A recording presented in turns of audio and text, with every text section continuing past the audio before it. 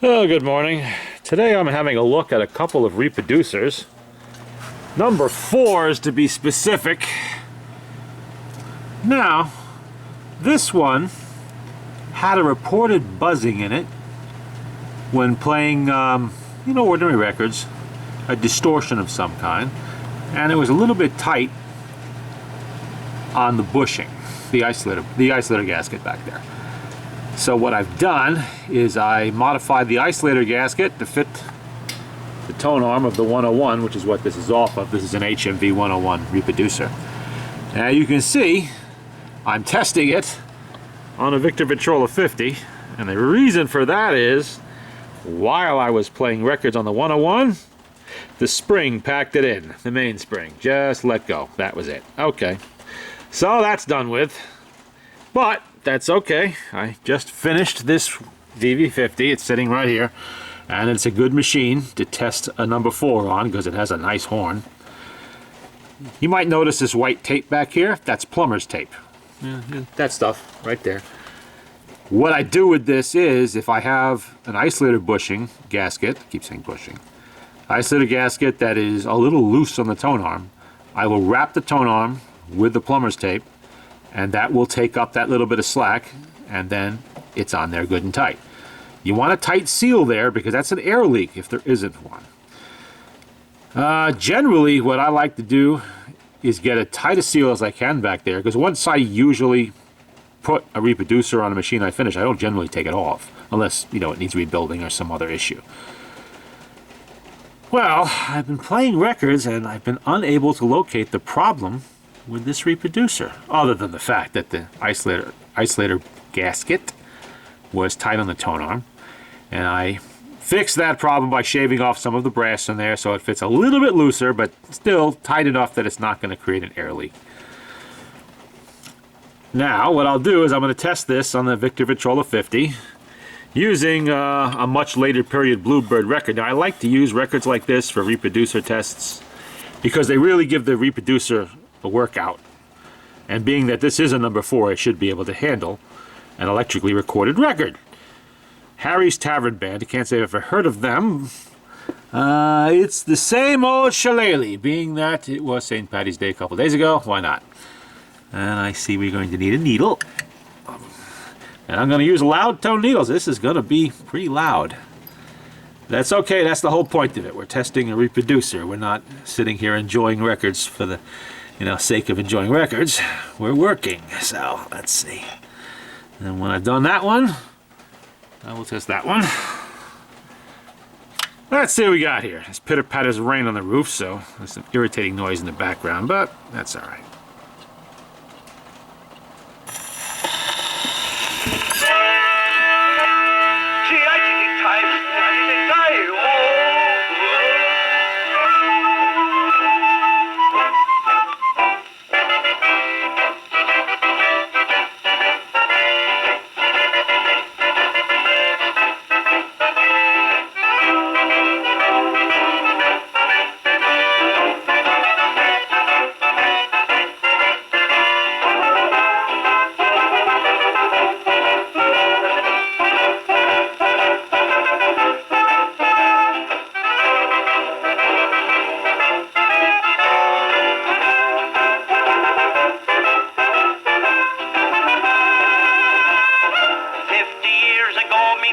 Left on air and shore.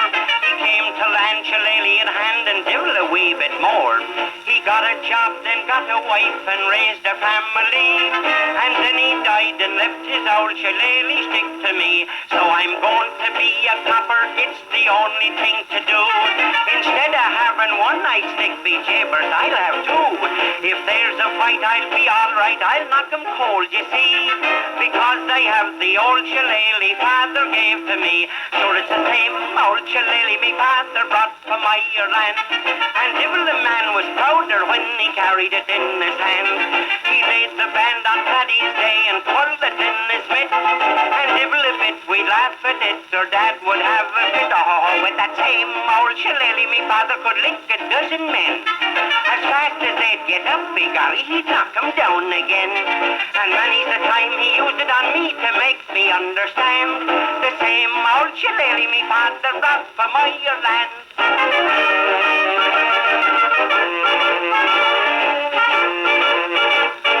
Begorry, that's a fine band. I hope you lads are around on Paddy's Day.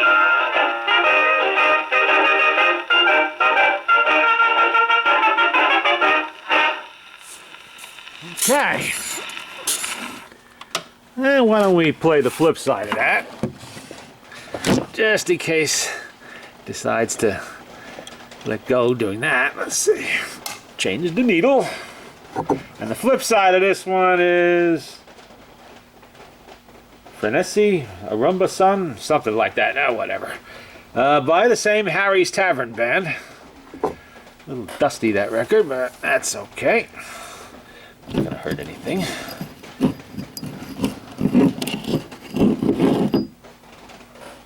Alrighty.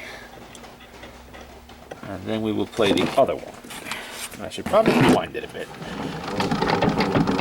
Just don't remember if I did it before or not.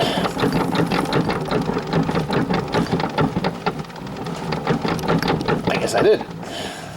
Okay. Let's see what this Rumba Sun sounds like.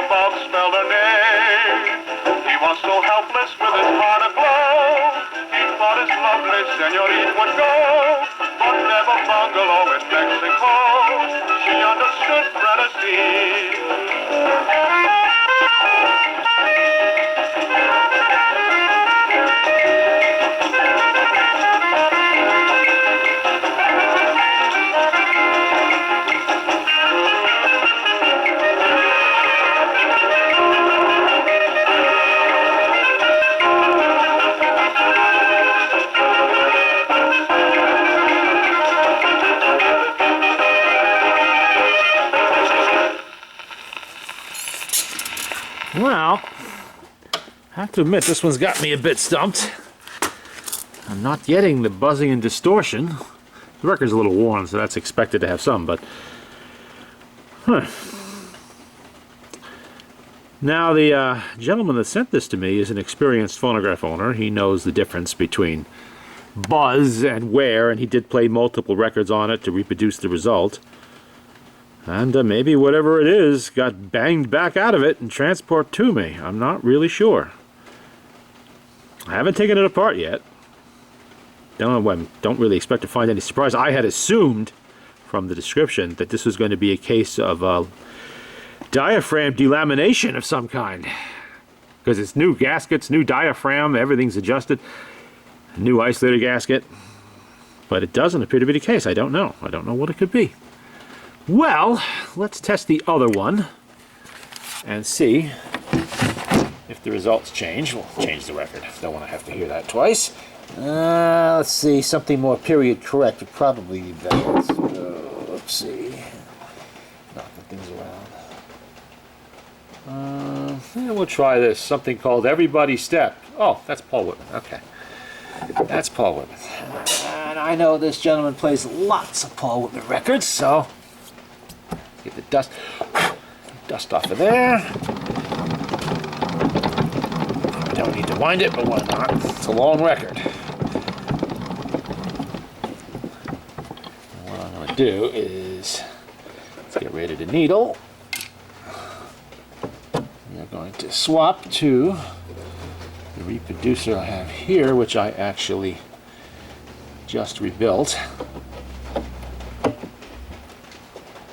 Okay, run it nice and tight. See how this one sounds. Running out of needles. Oh, time to refill. Don't worry, I got plenty more in stock, just not that many in the bowl.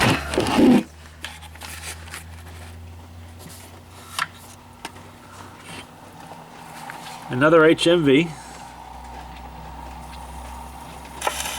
from before.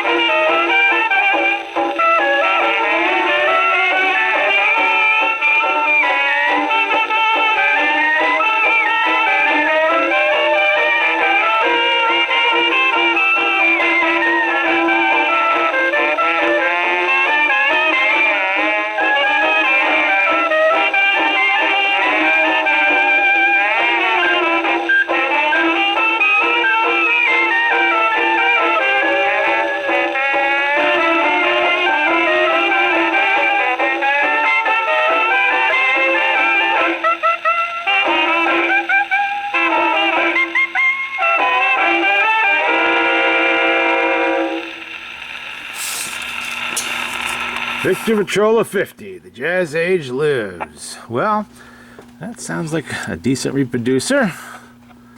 Let's try the other one again on the flip side of this. And we'll see how that goes. See, I've been testing both of these reproducers all morning. The other one trying to get it to replicate the buzz. So far I haven't had any luck with various types of records. I'll keep trying. Tonight when I go home I will disassemble that. See, maybe there's something inside it. I don't know. I mean, I didn't think it happened, but definitely has me stumped at the moment. I had expected an obvious problem, other than the isolator gasket that I knew about, but well, I'm not finding it. Okay, let's see.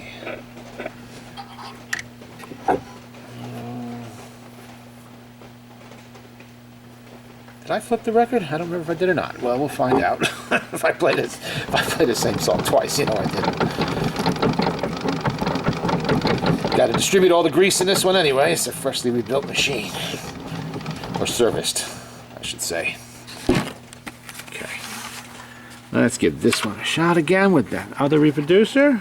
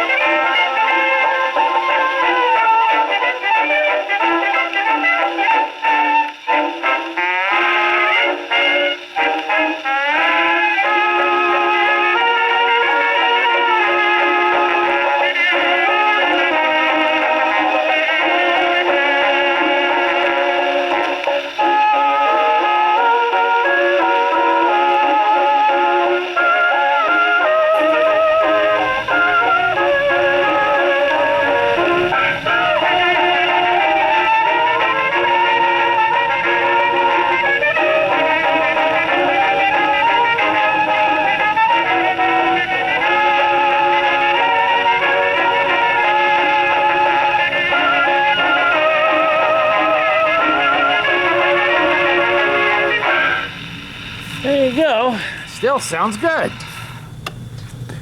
Well, maybe I'll find something tonight when I take it home and disassemble it. See if there's some surprise in there that just maybe is intermittent. I don't know. Sorry about the furnace kicking on behind me there, but that's okay. The record's loud enough you can hear it even over that.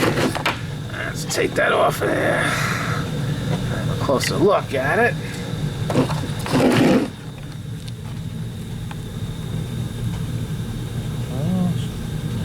Nothing obviously wrong with it that I can see. The needle bar's not out of alignment. Nothing's loose. Nothing's cracked or split. Well, we will put it to the test and see what we can find.